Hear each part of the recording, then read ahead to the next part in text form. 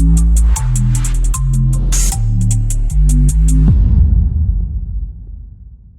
પુણાગામ વિસ્તારમાં રેઝિડેન્ટ વિસ્તારમાં કોમર્શિયલ બાંધકામનો વિરોધ વરાછા ઝોન ખાતે સ્થાનિકો ધરણા કરવા પહોંચ્યા।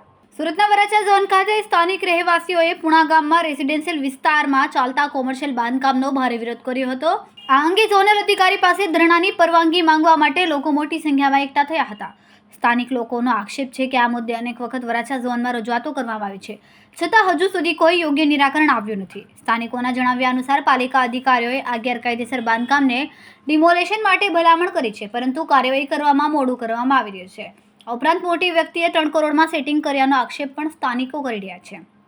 સ્થાનિકોએ ચીમકી ઉચ્ચારી છે કે જો આ ગેરકાયદેસર અને કોમર્શિયલ બાંધકામ તાત્કાલિક ડિમોલિશ નહીં થાય અથવા સીલ કરવામાં નહીં આવે તો ગાંધી ચિંધ્યા માર્ગે આંદોલન કરવા મજબૂર થશે।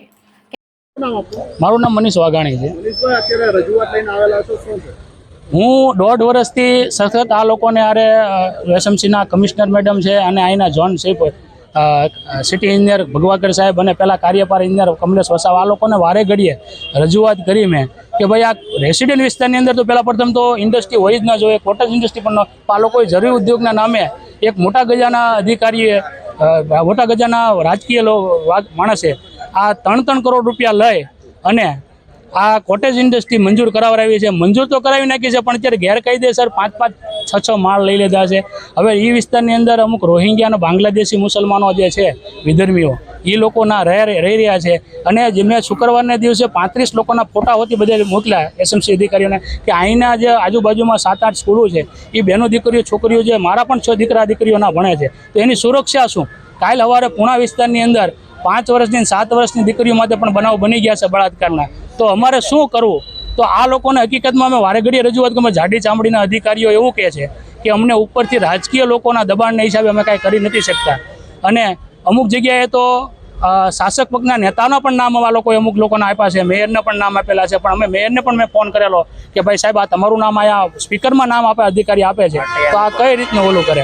અને જ્યારે પણ આપણે આ લોકો અધૂરી માહિતી આપે છે અને અમે વારે ઘડીએ ગઈ 10 તારીખે મેં 4 તારીખે મેં મંજૂરી માંગી કે મારે આ જે હું ટેક્સ પીરિયડ વ્યક્તિ છું અને મારે આ સુરત મહાનગર વરાછા ઝોનની અંદર મારે ધરણા માથે બેસવું છે, તો તમે મને જગ્યા બતાવો કે મારે ક્યાં બેસવું, કેમ કે મારે તમારી પાસે મંજૂરી કોઈ માં નથી માંગતો, હું તમને આગાહ કરું, ખાલી તમને કહું છું કે મારે ક્યાં બેસવું, કેમ કે મારે તમારી પાસે મંજૂરી ન, કેમ કે એસએમસીના લોકો ખોટું કર્યું છે એની સામે મારે બેસવું છે, તો મારે તમારી પાસે મંજૂરી માંગવાની ન હોય, મારે તમને જાણ કરવાની છે કે મારે ક્યાં બેસવું છે, અને મારો જન્મસિદ્ધ અધિકાર છે એ અધિકારના રૂહે હું અત્યારે આ લોકો પાસે ધરણા મત બેસવા આવ્યો। સાહેબે મને એવું કીધું કે તમે મનીષભાઈ ઘડીક વાર ખમો, હું તમને છે ને અત્યારે મુગલીસરા બેનારે મિટિંગ કરી અને તમને 10 દિવસની અંદર કે 7 દિવસમાં ક્યાં ડિમોલેશન કરીશું અને કાં પછી સીલ મારશું એવી તમને લેખિતમાં બાહેધરી આપશું। એટલે અમે અહીંયા સાહેબની વાટે બેઠા છીએ અને સાહેબે કીધું હું તમને લેખિતમાં ક્યાં જગ્યા ફાળવે છે અને ન આપવાના છે તો હું તમને લેખિતમાં આપી કે તમને નથી આપવાના। આપની શું માંગ છે?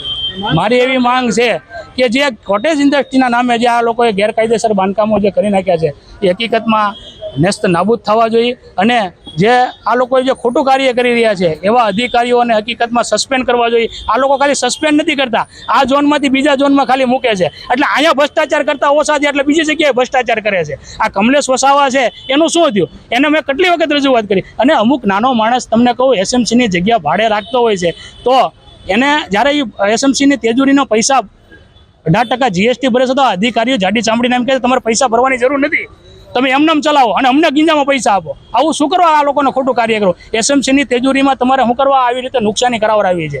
મારું એક જ માંગ છે કે આ જે એસએમસીના અધિકારીઓ છે એને ઘર ભેગા કરવા જોઈએ, અને એ લોકોને જે 50% પગાર આપે છે ને એ 50% વગર બંધ કરવો જોઈએ, તો એને ખબર પડે અને એની તપાસ બેસવી જોઈએ। કેમેરામેન સેનિલ વિરાણી સાથે વિશાલ છેઠા, માનવ પ્રભા ન્યૂઝ, સુરત। અમારા વિડિયોની નવી અપડેટ મેળવવા માટે સબસ્ક્રાઇબ કરો માનવ પ્રભા ન્યૂઝ ચેનલને, બેલ આઇકન ક્લિક કરો લેટેસ્ટ વિડીયો સૌથી પહેલા મેળવવા માટે।